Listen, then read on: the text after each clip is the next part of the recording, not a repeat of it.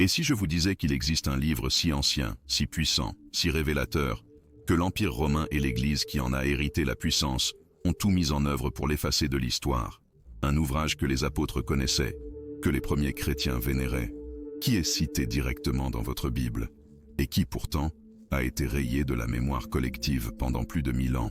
Ce livre existe. Il s'appelle le livre d'Hénoch. Et sa survie est l'un des miracles les plus stupéfiants de l'histoire religieuse. Imaginez un texte écrit des siècles avant Jésus-Christ qui décrit le Fils de l'homme assis sur un trône de gloire, jugeant les nations. Un texte qui narre comment des anges célestes sont descendus sur terre, ont transgressé les lois divines et ont transmis des connaissances proscrites à l'humanité. Un texte qui révèle les secrets du cosmos, les mécanismes du ciel, le destin des âmes après la mort. Ce texte a existé, il a été chéri, il a été copié avec dévotion. Et puis, lorsque le christianisme est devenu la religion de l'Empire romain, il a commencé à disparaître. Les copies ont été détruites ou leur production a cessé. Les références sont devenues hostiles.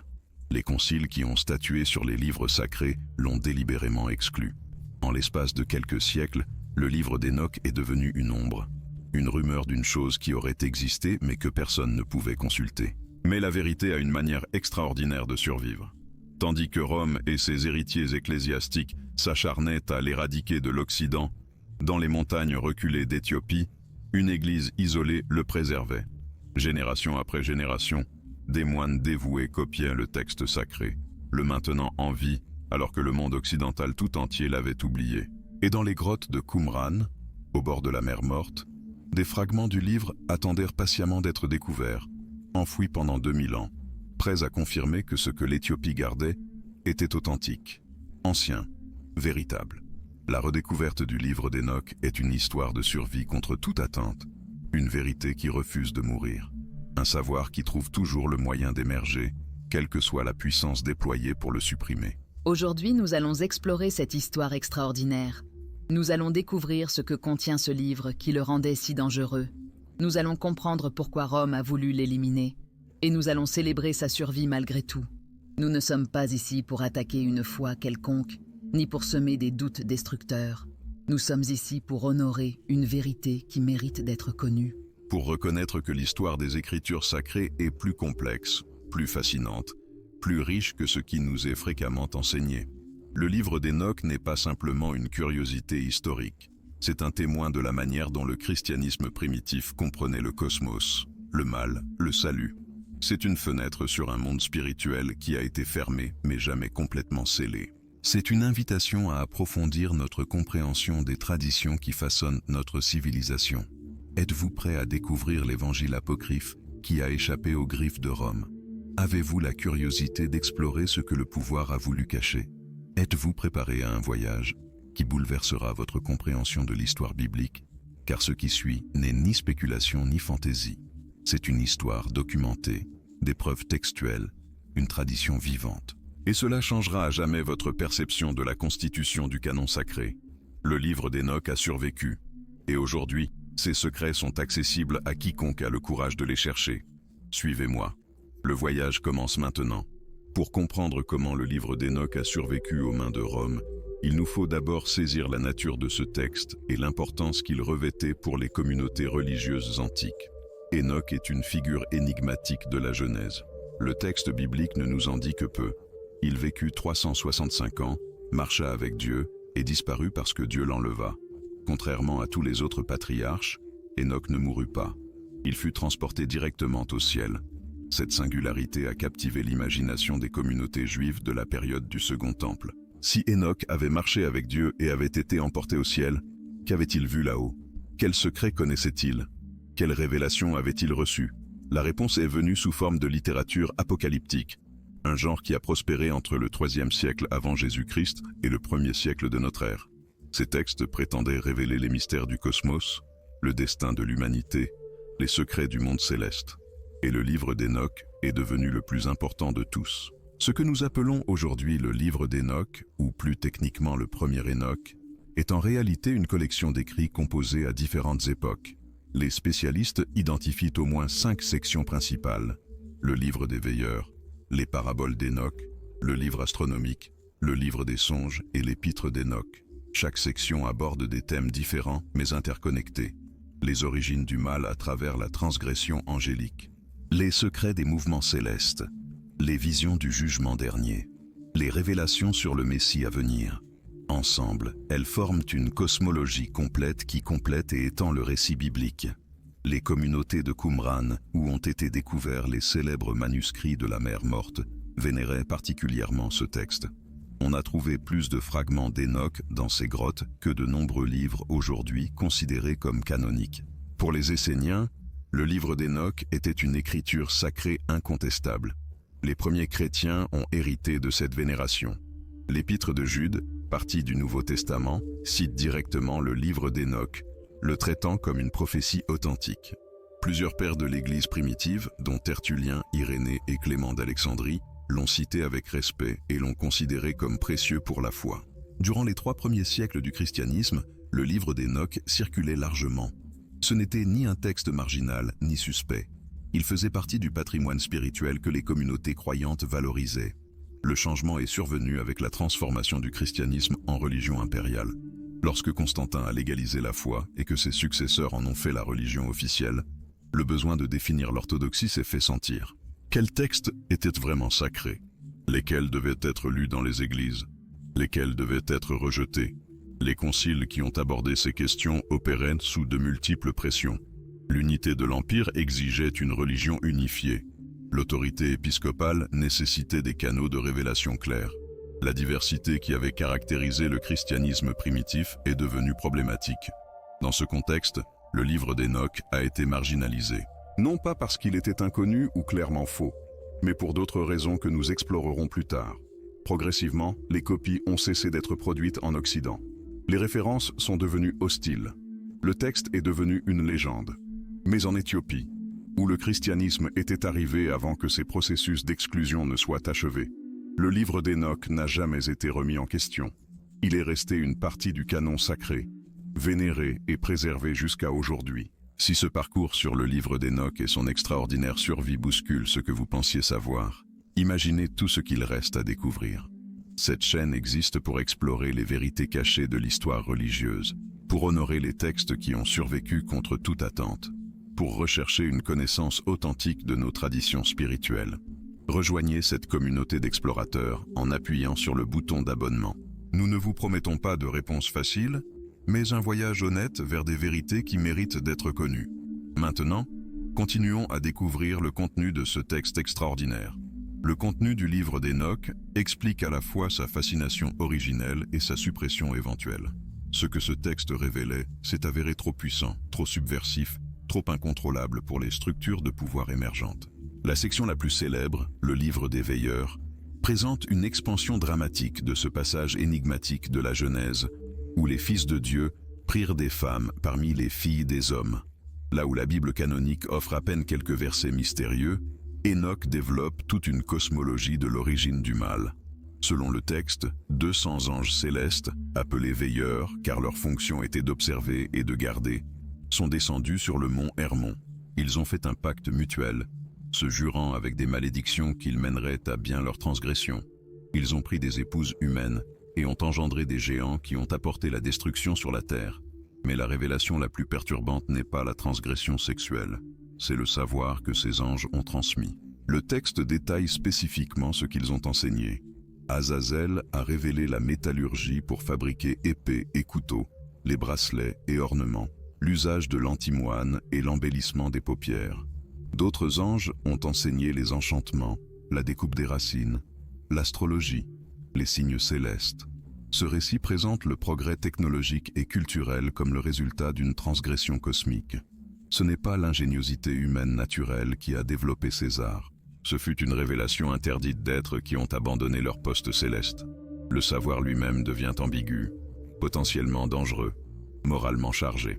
Les implications pour les structures de pouvoir sont évidentes. Si le savoir a des origines obscures, celui qui contrôle ce qui est su exerce une autorité spirituelle. Les institutions qui régulent l'information peuvent prétendre protéger l'humanité de connaissances dangereuses. Il n'est pas difficile de voir à quel point les autorités religieuses trouveraient cela opportun. Les sections des voyages célestes élargissent encore la cosmologie. Enoch est emmené à travers les différents cieux, guidé par des anges qui lui montrent les secrets de l'univers. Il voit les prisons où les anges transgresseurs attendent le jugement éternel. Il contemple les dépôts des vents, des pluies, des neiges. Il observe les mécanismes qui gouvernent le soleil et la lune. Cet accès direct au divin, sans intermédiaires institutionnels, représente un modèle de spiritualité qui menace toute structure hiérarchique. Si un patriarche ancien peut recevoir des révélations d'une telle ampleur en marchant avec Dieu, quelle autorité les évêques ou les papes ont-ils pour délimiter ce qui est vrai et ce qui ne l'est pas? Les paraboles d'Enoch introduisent la figure du Fils de l'homme avec des caractéristiques manifestement messianiques. Cet être préexiste à la création. Il a été choisi et caché en présence du Seigneur des Esprits avant même que le soleil et les étoiles n'existent. Il s'assiera sur un trône de gloire pour juger toutes les nations. Lorsque Jésus utilisait le titre « Fils de l'homme » dans les évangiles, ses auditeurs du 1er siècle avaient probablement à l'esprit ces traditions. Le titre n'était pas une expression d'humilité, mais une revendication d'identité cosmique aux implications extraordinaires. Le texte contient également des critiques sociales directes. Les riches qui oppriment les pauvres seront dépouillés. Les rois qui abusent de leur pouvoir seront humiliés. Ceux qui ont accumulé des richesses injustement affronteront un jugement sans merci. Ces promesses d'inversion eschatologique avaient des implications révolutionnaires. Lorsque le christianisme est devenu la religion de l'Empire, lorsque les évêques conseillaient les empereurs et que l'Église accumulait des propriétés, un texte promettant le jugement contre les puissants de la terre était-il opportun? La réponse semble évidente. Pour comprendre véritablement le livre d'Enoch et pourquoi il a survécu contre toute attente, nous devons examiner des concepts fondamentaux qui sont fréquemment mal interprétés. Le premier concept crucial est celui d'apocalyptique. Dans l'usage populaire, ce mot est associé à la destruction et à la catastrophe, mais son sens originel est simplement révélation, du grec apocalypsis. La littérature apocalyptique est une littérature de révélation, des textes qui prétendent lever le voile entre le visible et l'invisible.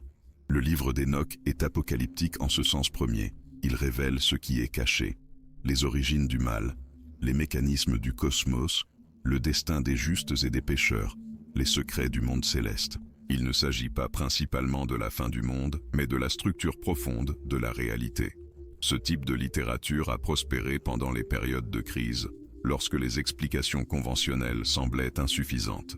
La souffrance des justes, le triomphe apparent des méchants, l'oppression des puissants, tout cela réclamait une explication.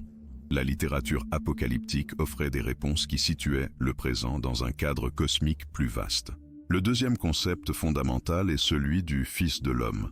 En araméen, Bar Enash signifie littéralement « fils d'humain », une expression qui pourrait désigner n'importe quel être humain.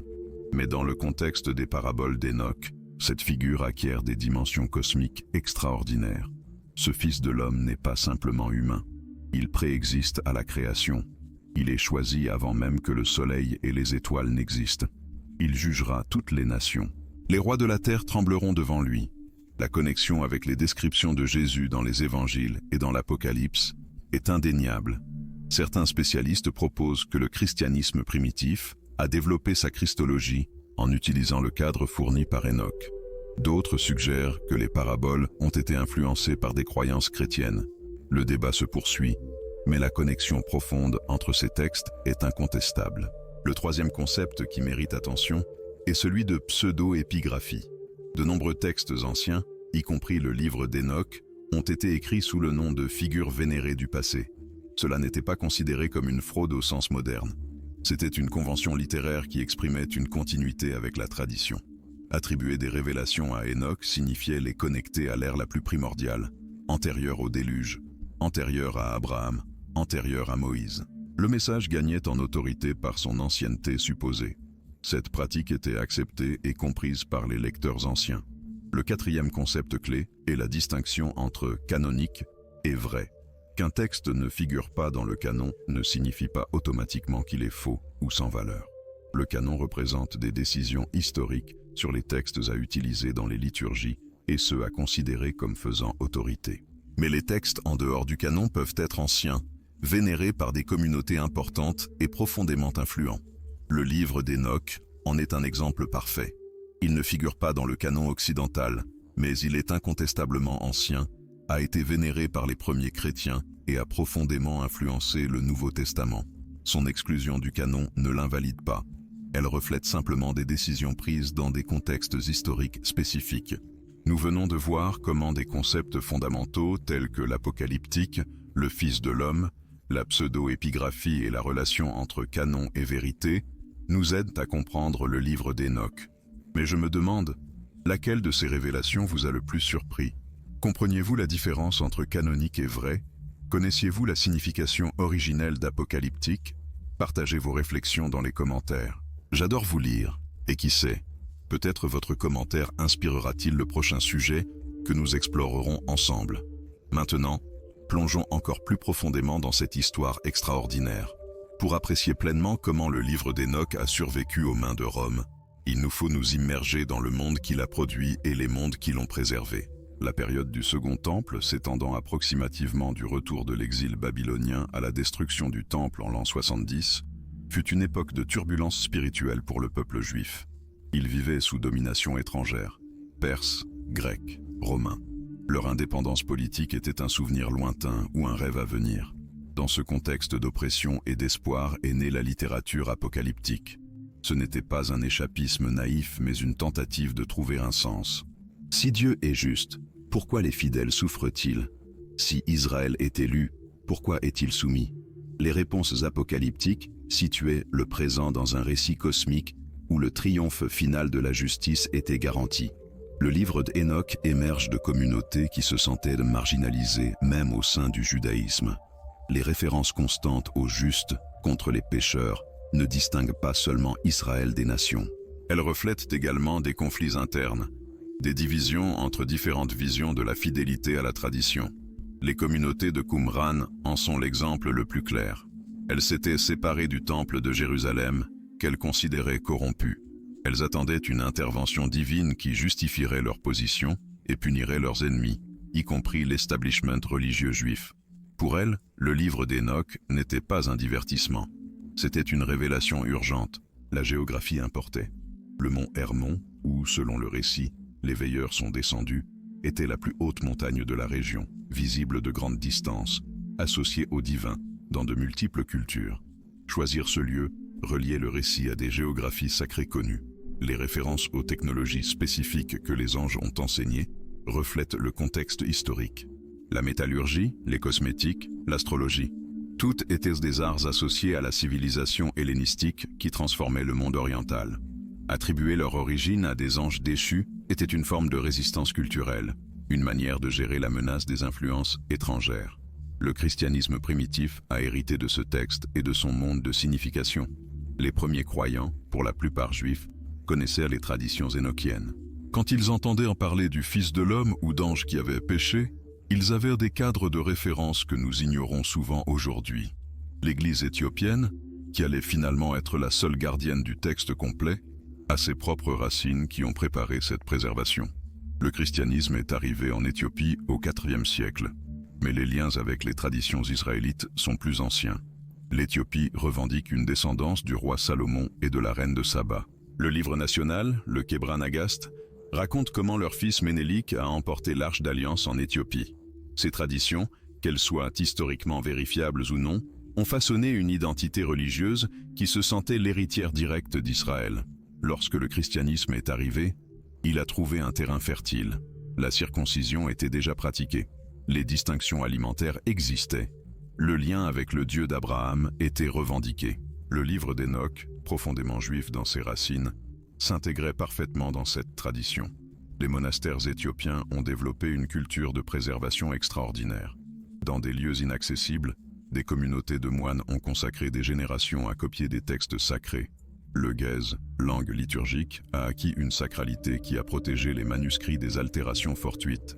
Tandis que Rome décidait que le livre d'Hénoch n'appartenait pas au canon, l'Éthiopie a simplement continué à le vénérer comme toujours. Il n'y a pas eu de confrontation dramatique ni de rejet conscient des décisions occidentales. Simplement, les décisions de conciles lointains n'avaient aucune autorité sur les montagnes éthiopiennes. L'histoire du livre d'Hénoch peut être racontée comme une tragédie et un triomphe. Tragédie d'un texte presque perdu, triomphe d'une survie improbable. Durant les 3 premiers siècles du christianisme, le livre d'Hénoch jouissait d'une large diffusion et d'un grand respect. La citation dans l'épître de Jude lui conférait « il jouissait d'une autorité quasi canonique ». Les pères de l'Église s'y référaient. Les communautés chrétiennes le lisaient assidûment. Rien n'indiquait alors qu'il était voué à l'oubli. Tertullien, au tournant du IIIe siècle, en fut un ardent défenseur. Il arguait que sa survie à travers le déluge attestait de son authenticité. À ses yeux, il s'agissait d'une parole prophétique digne d'être entendue. Le vent tourna progressivement. À mesure que le christianisme s'institutionnalisait, des voix plus circonspectes s'élevèrent. Origène émit des doutes. Augustin s'interrogea sur la survie d'un texte antédiluvien. Jérôme, dont la Vulgate allait devenir la référence, le rejeta sans équivoque. Les conciles qui établirent le canon au IVe et Ve siècle écartèrent le livre d'Hénoch. Les raisons, multiples, manquaient parfois de cohérence. Sa cosmologie foisonnante compliquait les synthèses doctrinales émergentes. Son association avec les mouvances gnostiques le rendait suspect. Son modèle de révélation directe menaçait l'autorité institutionnelle naissante. Au Ve siècle, le livre d'Hénoch avait quasiment disparu de l'Occident. Les copies grecques cessèrent d'être produites. Les références se firent hostiles ou, à tout le moins, confuses. Le texte devint une sorte de rumeur, une entité qui aurait existé mais que nul ne pouvait plus consulter. En Éthiopie, en revanche, rien ne changea. Le livre continuait d'être copié, lu, vénéré. Chaque génération de moines en assurait la transmission à la suivante avec la même fidélité que celle des évangiles. Pour eux, nulle distinction. Tout était écriture sainte. Durant un millénaire, cette situation perdura. L'Occident oublia. L'Éthiopie se souvint. Le savoir survécut dans les montagnes africaines, tandis que l'Europe ignorait presque jusqu'à son existence. La redécouverte débuta au XVIIIe siècle.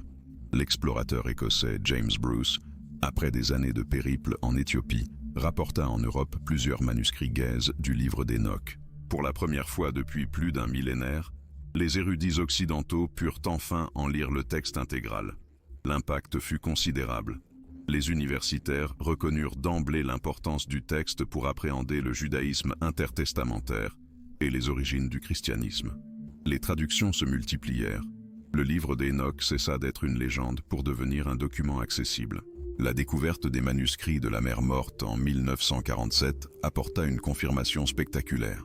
Les fragments araméens exhumés des grottes de Qumran correspondaient à la version éthiopienne, prouvant qu'il ne s'agissait pas d'une invention médiévale, mais de la préservation fidèle d'un original véritablement ancien.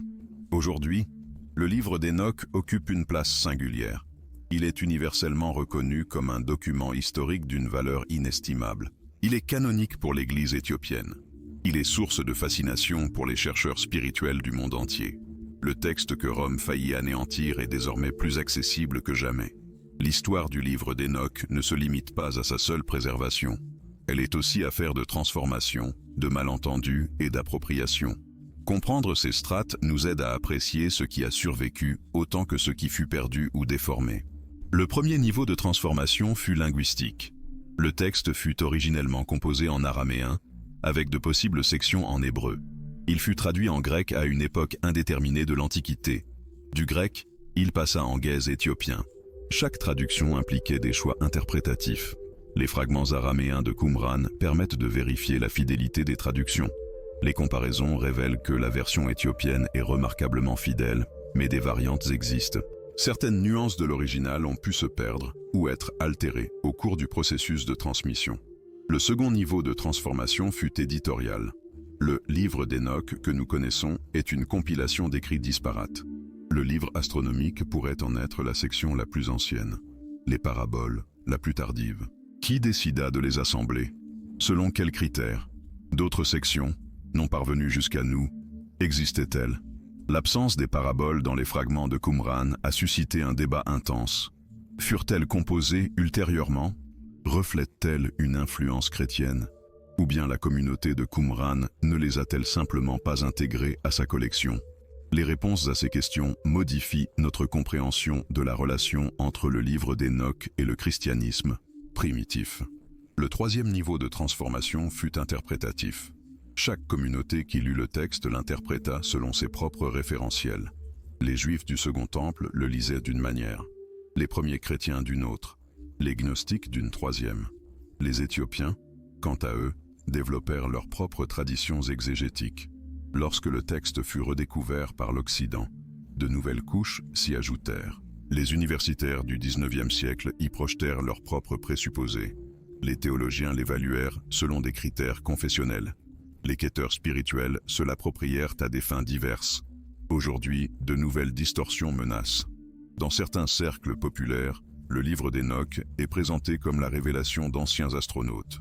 Les veilleurs sont interprétés comme des visiteurs extraterrestres. Les connaissances prohibées sont associées à une technologie perdue de civilisations avancées. Ces lectures, bien que compréhensibles au vu du langage dramatique du texte, ignorent cependant totalement le contexte originel. Les auteurs antiques ne pensaient pas aux extraterrestres. Ils songeaient à des êtres spirituels, à un péché cosmique, à l'explication du mal. Projeter des catégories modernes en déforme fondamentalement le sens. Une autre distorsion courante est l'utilisation polémique et anti-chrétienne. Certains présentent le livre d'Hénoch comme la preuve que l'Église a toujours menti, que tout n'est que conspiration, que rien n'est digne de confiance. Cette lecture est tout aussi déformée que les précédentes. L'existence de textes exclus du canon ne prouve pas une mauvaise foi universelle. Elle atteste que des décisions historiques furent prises dans des contextes spécifiques. La tradition éthiopienne offre un correctif précieux. Pendant plus de 15 siècles, l'Église éthiopienne a lu le livre d'Hénoch comme écriture sainte. Ces interprétations, élaborées au fil des générations, représentent une sagesse accumulée que les lecteurs novices ignorent trop souvent. Retrouver le sens authentique exige humilité. Nous devons admettre que nous sommes des lecteurs tardifs, séparés du contexte originel par des millénaires. Les communautés qui ont préservé le texte détiennent des savoirs que l'universitaire moderne ignore. Les appropriations contemporaines, bien que populaires, dénaturent plus souvent qu'elles n'éclairent. Les preuves attestant de l'authenticité et de l'ancienneté du livre d'Hénoch sont substantielles et multiples. Le texte qui survécut au dessein de Rome n'est ni fantaisie ni invention tardive.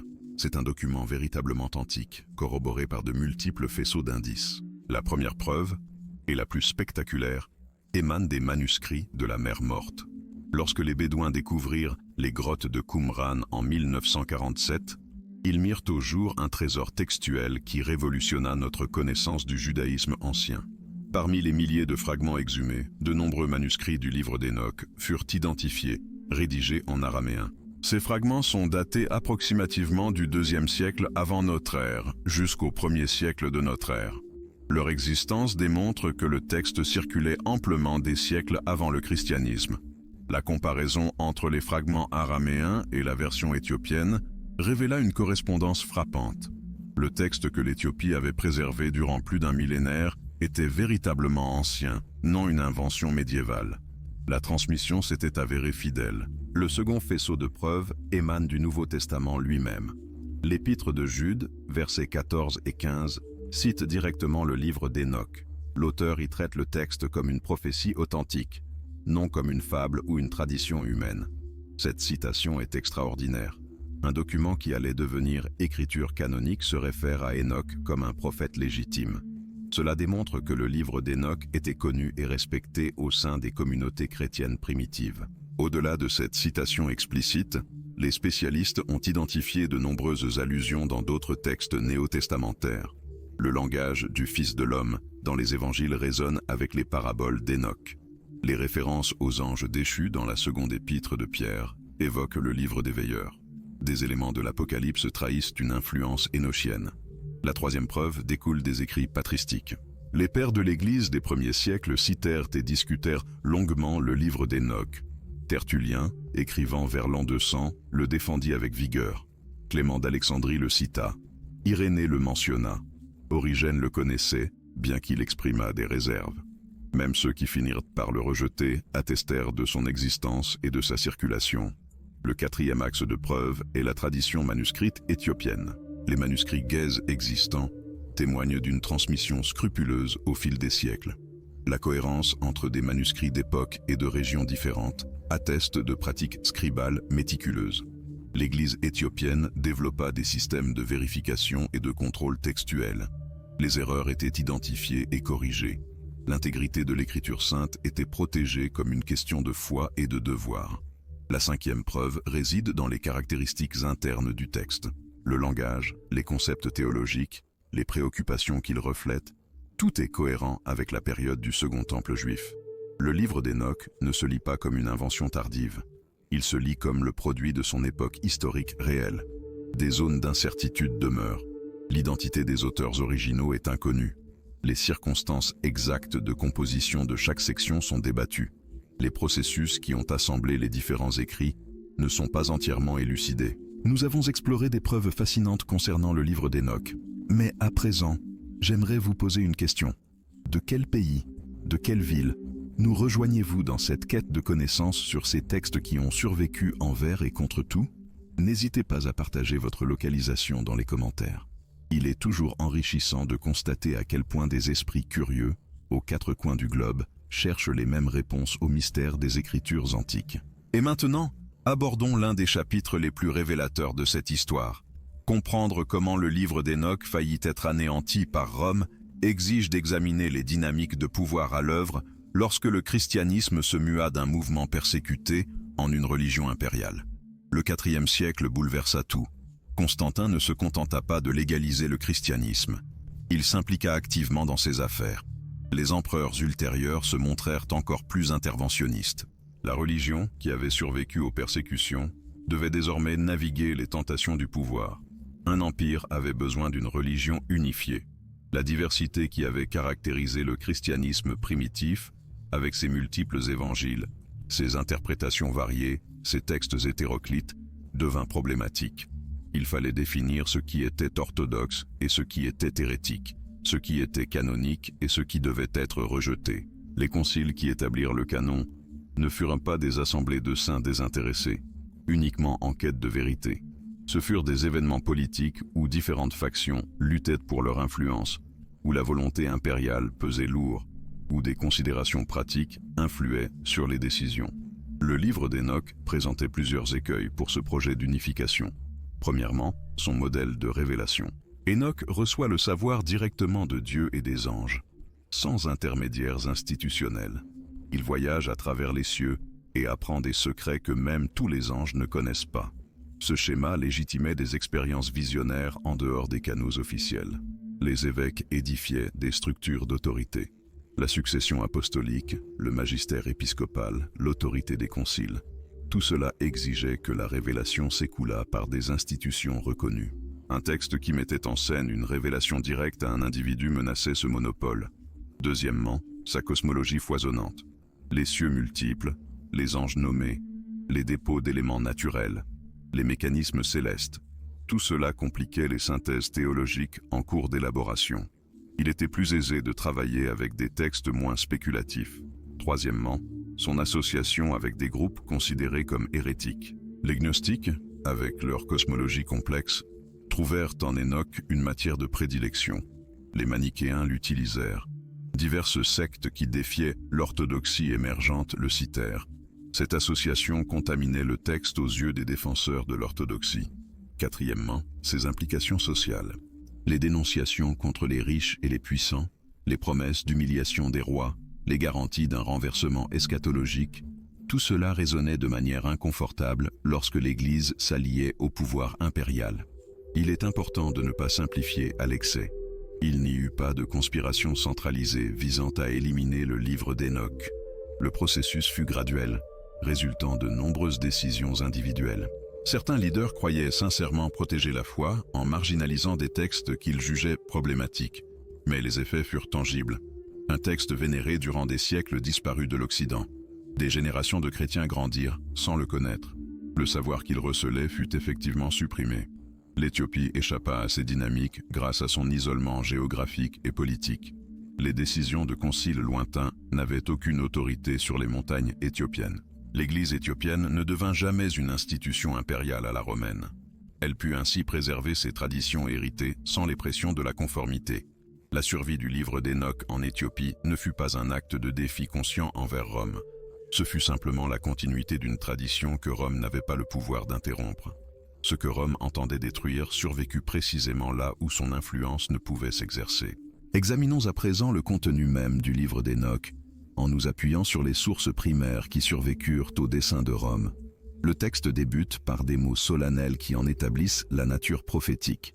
Les sources rapportent qu'Hénoch, homme juste dont les yeux furent ouverts par Dieu, parla et dit « Voici la parole de bénédiction par laquelle il bénit les élus et les justes qui vivront au jour de la tribulation. » Le livre des veilleurs narre la transgression angélique avec un détail saisissant.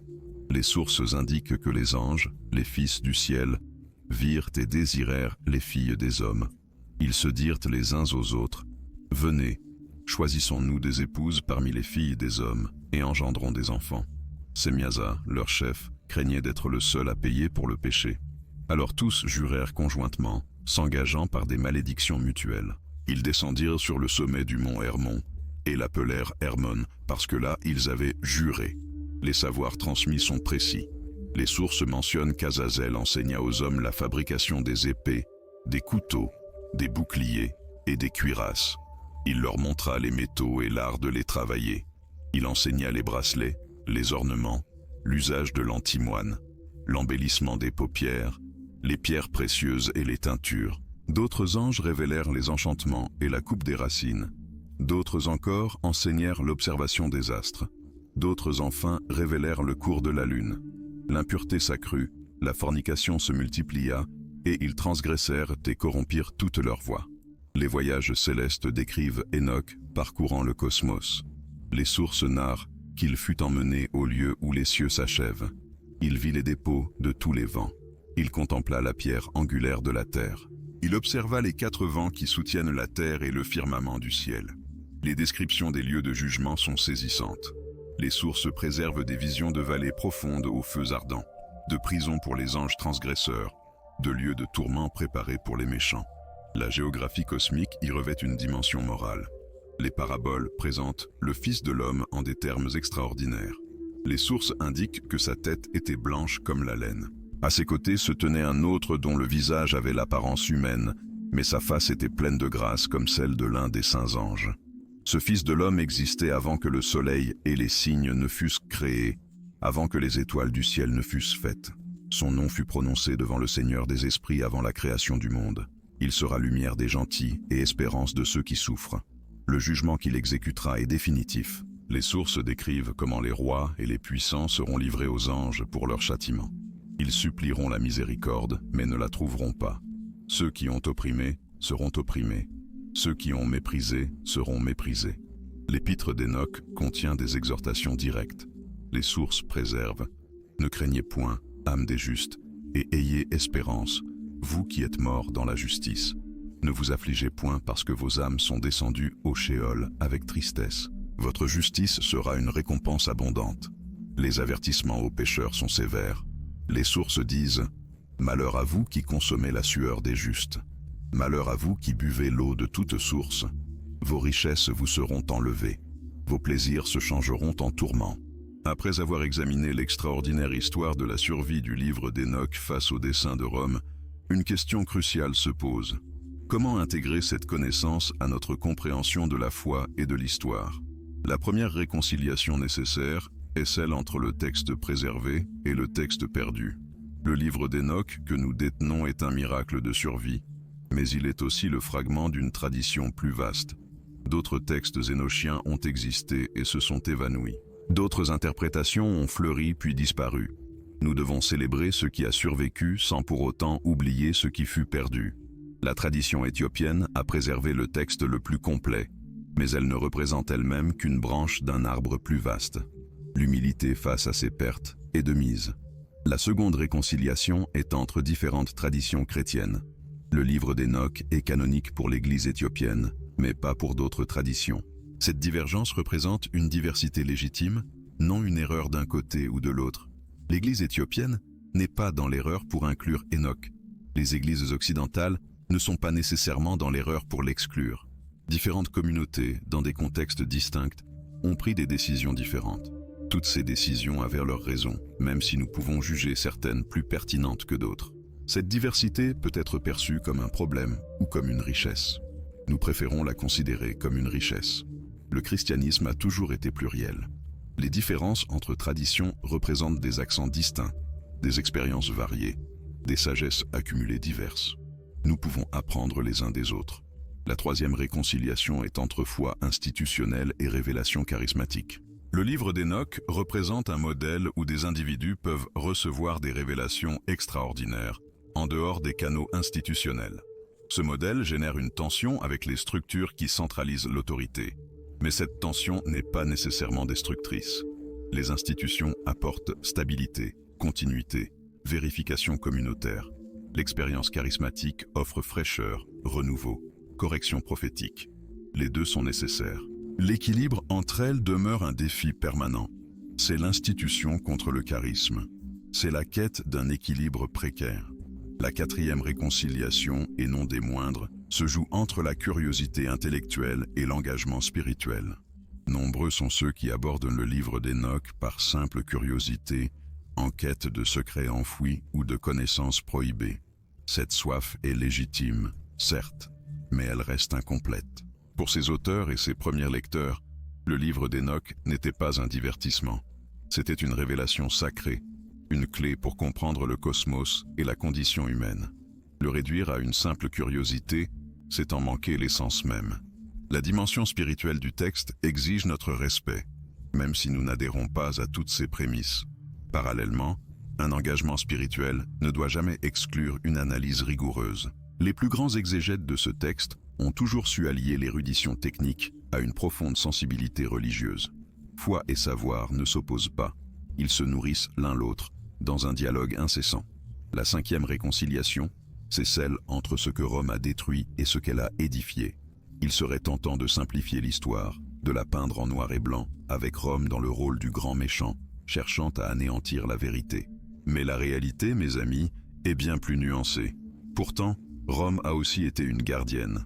Les manuscrits qui ont traversé les siècles dans les bibliothèques européennes, la tradition textuelle du Nouveau Testament, la pérennité institutionnelle qui a permis la transmission de la foi, tout cela doit beaucoup aux structures mises en place par Rome.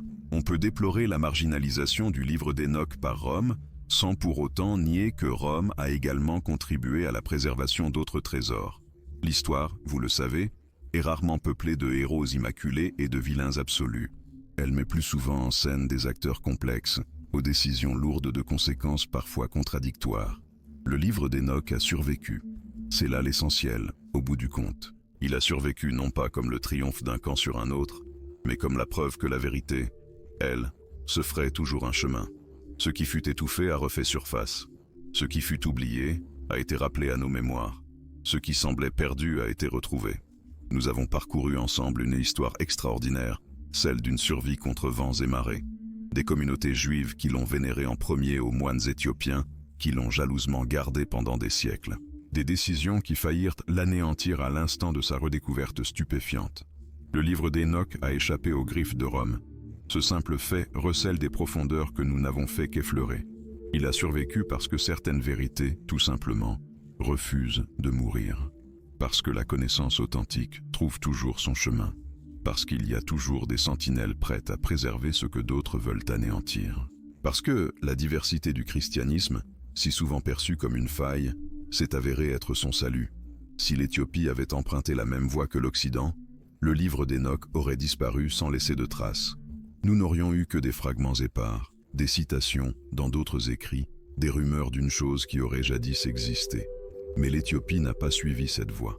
Et grâce à elle, le texte intégral nous est parvenu. Ces moines des montagnes éthiopiennes, qui ont copié ce texte de génération en génération, n'avaient sans doute pas conscience de rendre un service historique à l'humanité entière.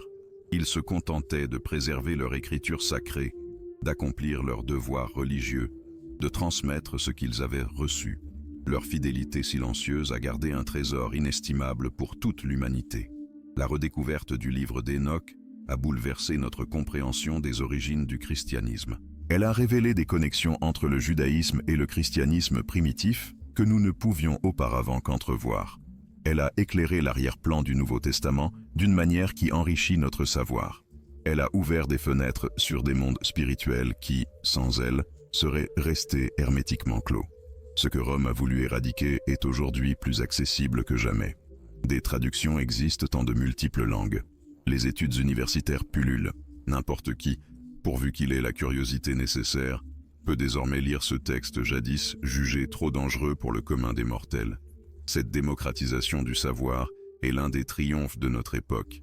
Les secrets jalousement gardés par des élites pendant des siècles sont désormais à la portée de tous. Le pouvoir de décider ce qui mérite d'être connu s'est démocratisé. La vérité, qui a survécu aux mains de Rome, se perpétue aujourd'hui entre les mains innombrables de ceux qui la cherchent. Si vous êtes arrivé jusqu'ici, c'est que vous faites partie de cette histoire. En cherchant ce savoir, en investissant votre temps à le comprendre, en refusant d'accepter que certains textes ne méritent pas d'être connus, vous êtes devenus les héritiers d'une tradition de quête qui traverse les millénaires. Le voyage ne s'achève pas ici. Le livre d'Enoch recèle des profondeurs qu'une seule exploration ne saurait épuiser. La tradition éthiopienne offre des perspectives que nous n'avons fait qu'effleurer. Les questions que ce texte soulève demeurent ouvertes, invitant à une réflexion continue. Nous voici au terme de ce voyage extraordinaire sur le livre d'Enoch, l'évangile apocryphe qui a survécu aux mains de Rome. Si vous êtes parvenu jusqu'ici, c'est que vous êtes de ceux qui valorisent le savoir authentique, qui respectent ces textes qui ont survécu contre toute attente, qui comprennent que la vérité se ferait un chemin, même lorsque le pouvoir tente de l'étouffer. Cette chaîne existe précisément pour des esprits comme le vôtre. Si vous n'êtes pas encore abonné, c'est le moment idéal. Nous avons tant d'autres mystères à explorer ensemble. Des textes perdus, des traditions oubliées, des savoirs qui méritent d'être mis en lumière. Votre compagnie sur ce chemin est précieuse. Activez la petite cloche pour ne manquer aucune de nos prochaines explorations.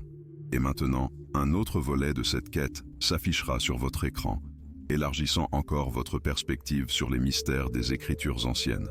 Ne vous arrêtez pas en si bon chemin. La quête de la vérité, elle, ne s'interrompt jamais. Le livre d'Enoch a patienté des siècles. Il a survécu à ceux qui voulaient sa perte. Il a traversé océans et millénaires pour nous parvenir. Et aujourd'hui, il est là, à votre portée. Des moines éthiopiens ont veillé sur ce savoir quand plus personne ne s'en souciait. Des explorateurs l'ont ramené à la lumière quand l'Occident l'avait relégué aux oubliettes. Des universitaires ont confirmé son ancienneté quand d'autres doutaient. Et maintenant, vous en êtes les dépositaires. La chaîne de transmission se poursuit. Le savoir qui a survécu à Rome perdure désormais en vous. Honorez cet héritage. Partagez ce que vous avez appris. Et ne cessez jamais de chercher la vérité, peu importe qui a tenté de la dissimuler.